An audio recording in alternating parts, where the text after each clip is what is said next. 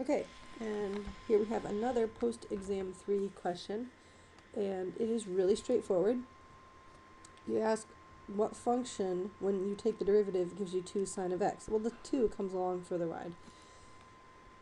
The derivative of sine is cosine, and they flip-flop, but you have to keep track of the SIG end. So it's always the opposite of what happens when you take the derivative, okay? Whereas e to the x is, it's the same both ways because it's itself. No big deal.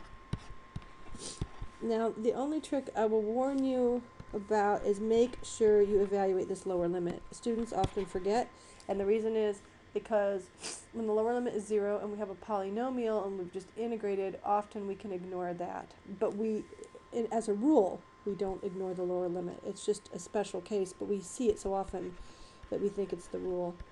Okay, so put the 3 in, and then put the 0 in, and then go through and see if anything cancels out. Okay, so we have 2 cosine of 3 with a negative and e cubed. Now, this is a minus a negative situation. Cosine of 0 is 1.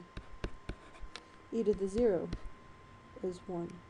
So we actually have 3 minus 2 cosine 3 minus e cubed,